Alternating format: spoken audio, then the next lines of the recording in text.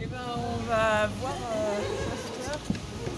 Donc on va dépenser de l'argent pour quelque chose de bien et Pauline, qui est une bonne personne, m'accompagne. Donc déjà là, ça nous évite la honte absolue d'avoir à demander, puisqu'on va commander directement là. Là, c'est la honte aussi, hein. Tac, vous voyez. Comment êtes-vous arrivé au cinéma? En dragster.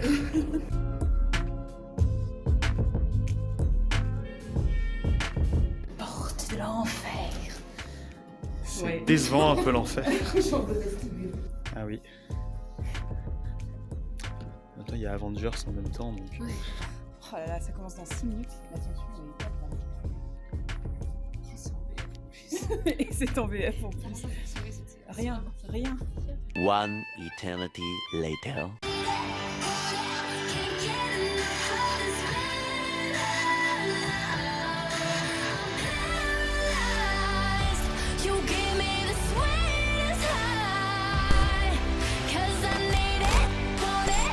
Attention, si tu es un ou une fan inconditionnelle d'After, cette vidéo ne va pas te plaire du tout.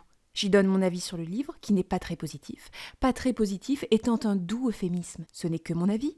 Mais si tu es sensible sur le sujet, va-t'en. Fuis cordialement. Alors, on cherche du cul sur YouTube?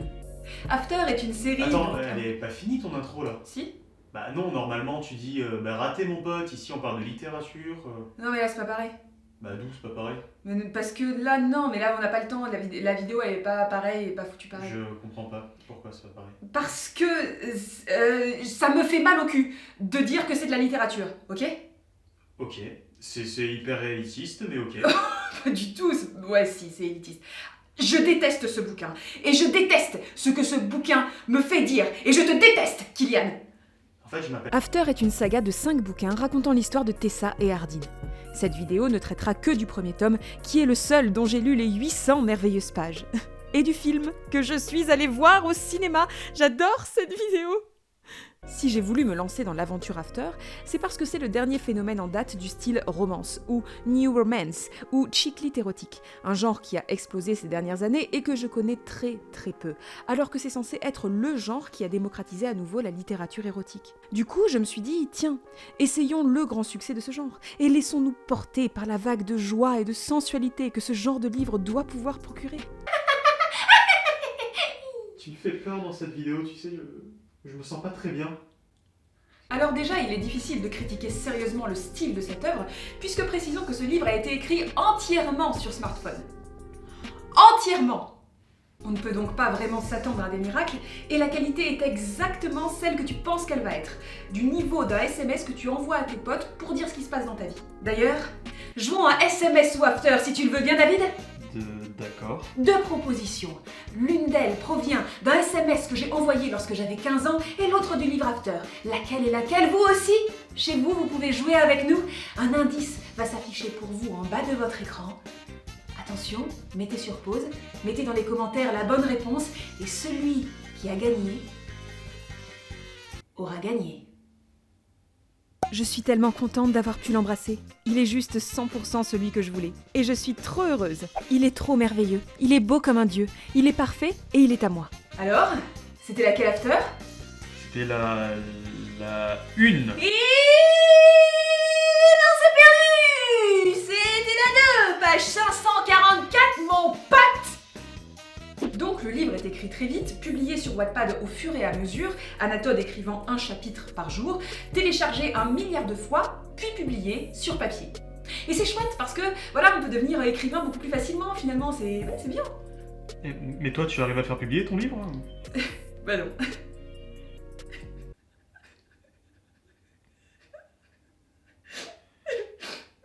Mais du coup c'est quoi l'histoire?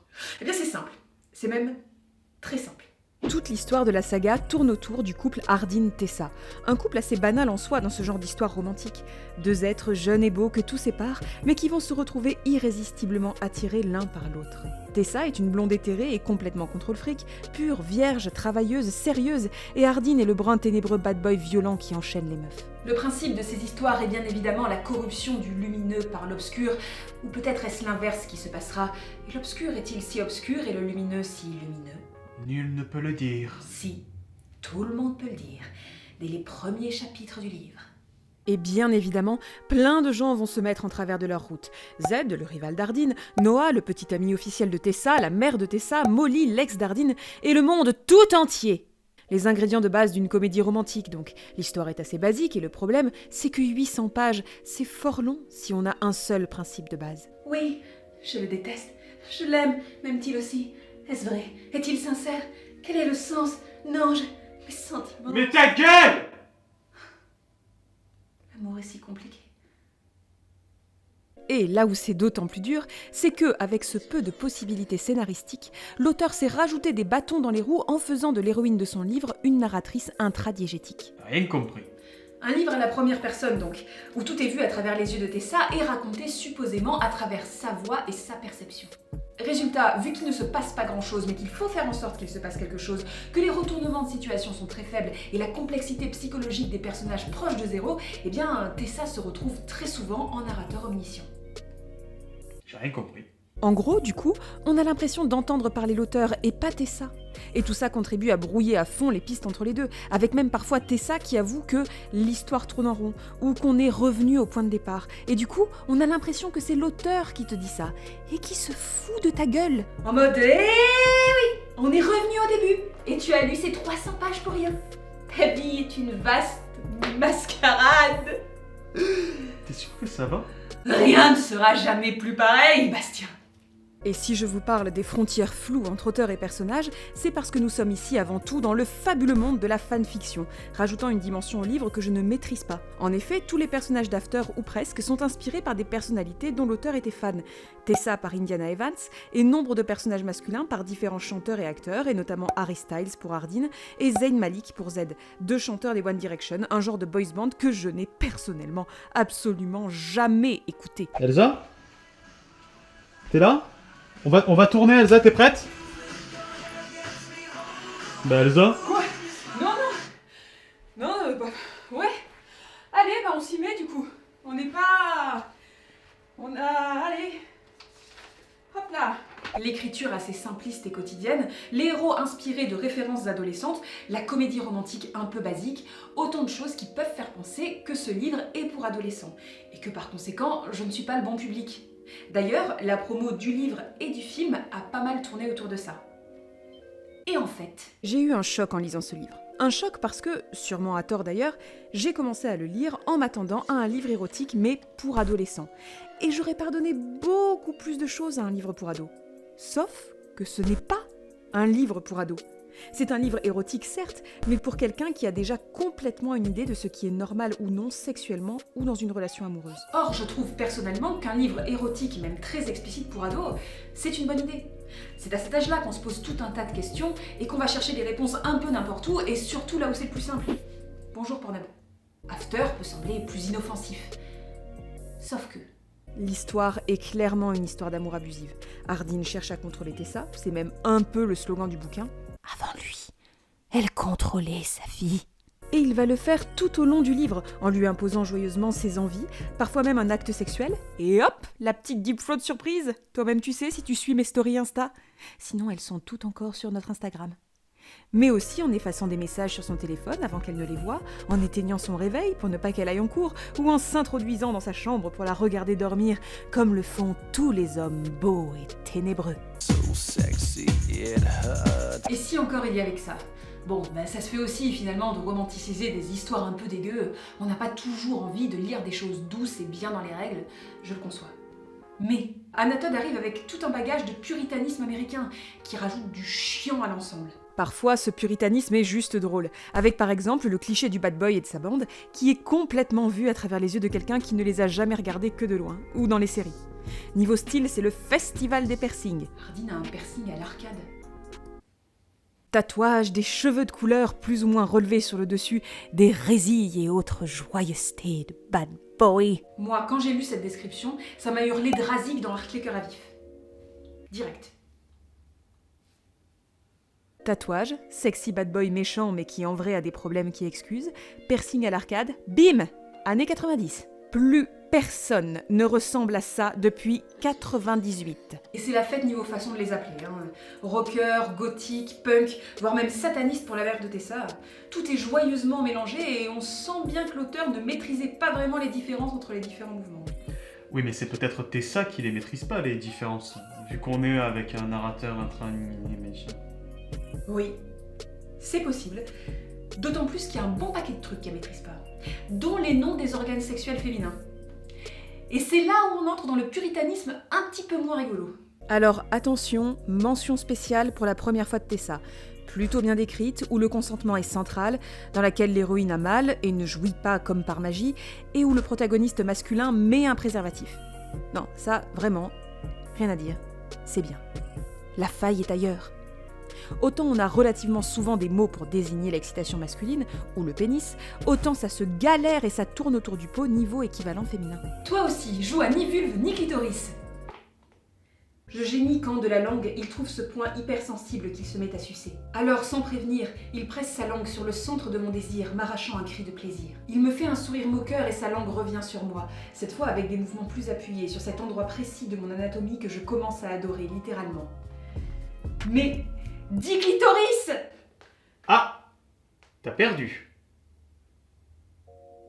Et encore, il faut savoir qu'on part de loin, puisque pour Tessa, le mot orgasme est aussi considéré comme, je cite, une obscénité. Il y a littéralement plus de précision sur les noms des marques que Tessa ou Noah portent, par exemple, que sur les mots désignant le sexe féminin. Pour un livre avec autant de scènes de cul, c'est chiant, surtout lu par des jeunes filles, qui potentiellement vont penser que prononcer le mot clito, c'est dégueu. Mais à part ça, tout va bien. Bah ça va alors. Et surtout, le top du top. Vous savez pourquoi Hardin aime Tessa ? Qu'est-ce qui la rend si irrésistible et différente pour lui ? Par rapport à Molly, par exemple, son ex-meuf dont Tessa est jalouse et dont elle dit joyeusement tout le long du livre qu'elle s'habille comme une pute ? Eh bien, c'est parce que Tessa est pure. Et c'est dit parfois texto dans le livre, la pureté de Tessa est ce qui rend fou Hardin. C'est bien d'être pure. C'est mieux. Alors vous pouvez avoir du mec en couchant comme des catins à jeunes filles, mais sachez que vos relations ne vaudront rien pour eux. Si vous voulez vraiment attirer un mec durablement et le retenir dans vos filets, c'est la pureté qui l'attirera. Oh oui, l'innocence, ce regard de vierge effarouchée quand vous lui sucerez la... Tu peux arrêter, s'il te plaît?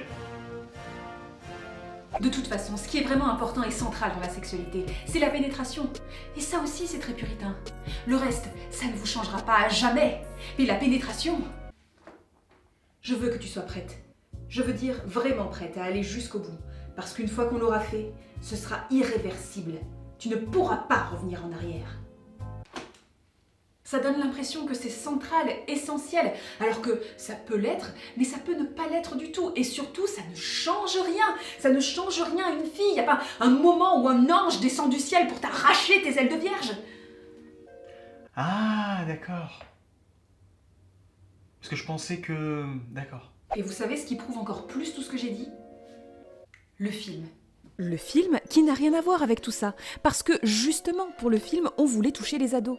Et résultat, c'est lissé de partout. Et si soft. C'est une histoire d'amour chiante comme un morceau de pain sec, du coup, mais une histoire d'amour quand même, entre Hardin, beau gosse un peu tourmenté, mais pas à moitié dingue et violent, moins cliché, plus de piercing, plus de look 90s, et Tessa, beaucoup moins en contrôle surtout, beaucoup moins cliché aussi, qui se rencontrent et se séduisent et s'aiment un peu. Et puis ça se passe pas si mal, et juste à la fin, bim ! Grosse déception, parce qu'en fait, Hardin a commencé leur histoire parce qu'il avait fait le pari de la séduire.